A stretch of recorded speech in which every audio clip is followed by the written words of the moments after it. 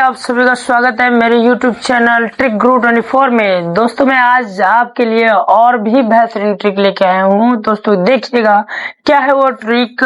दोस्तों मैं आज आपके लिए वो ट्रिक लेके आया हूँ जो जाने माने अनुयायियों के नाम से भी जाने जाते हैं, जिनके आने से बौद्ध धर्म को और भी ज्यादा बढ़ोतरी मिली और भी उनका प्रचार प्रसार हुआ।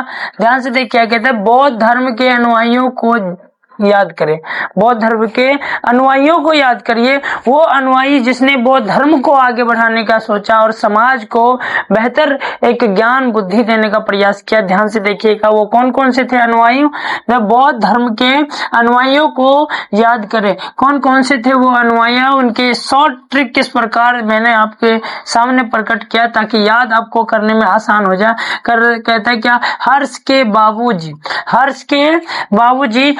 के बापू जी के ट्रिक से मैंने आपको ये सारे के सारे अनुयायियों के बारे में बताया। ध्यान से देखिए, हर्ष मतलब हर्षवर्धन जो राजा थे, उन राजाओं ने भी क्या किया, वो जो शासक थे उन शासकों ने भी बौद्ध धर्म को प्रचार प्रसार किया विश्व स्तर पे। ध्यान से देखिएगा कि इनका जो शासन काल चला कब से कब तक चला, ऐसा 606 ईसा पूर्व से लेकर 647 ईसा पूर्व तक चला था। दोस्तों ये बात याद रखिएगा। के में कनिष्क का शासन काल चला था 127 ईसा पूर्व से लेकर 150 ईसा पूर्व तक चला था। ये साथ ही साथ ये शक संवत नामक पत्रिका का इसने क्या किया था, प्रकाशन किया था।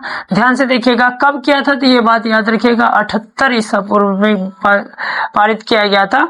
बी से देखिएगा बिंबिसार शब्द से आप तो बहुत ज्ञात ही होंगे। ध्यान से देखिए बिंबिसार ने क्या किया था अपने शासनकाल में।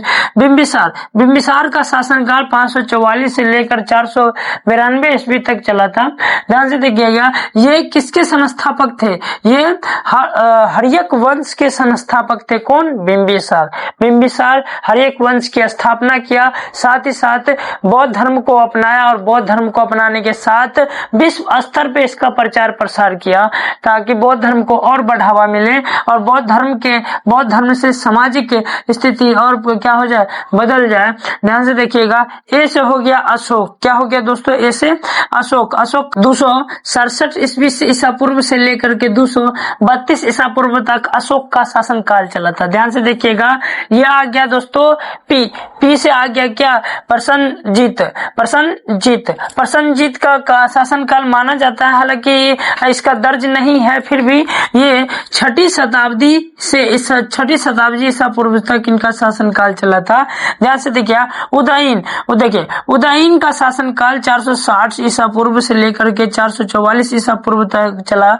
और ये उदयन है जिसने पटना के नाम को बदला और पटना के पाटलिपुत्र नाम को आज पटना के नाम से यह उदयन के शासन काल में ही जाना गया। ध्यान से देखिएगा जी से हो गया गोपाल जिसने पाल वंश की स्थापना की।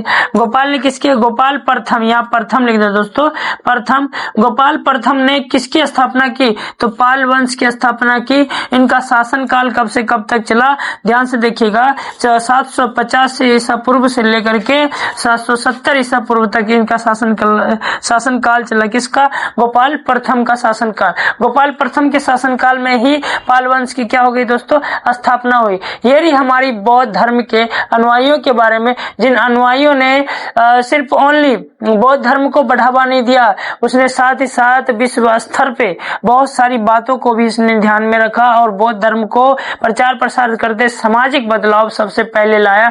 ध्यान से तो ये आपको ट्रिक दोस्तों कैसा लगा? अगर दोस्तों आपको अच्छा लगा होगा तो अपने दोस्तों के साथ शेयर कीजिएगा, लाइक कीजिएगा, सब्सक्राइब कीजिएगा। चलिए फिर मिलते हैं एक नए ट्रिक के साथ। जय हिंद, जय भारत।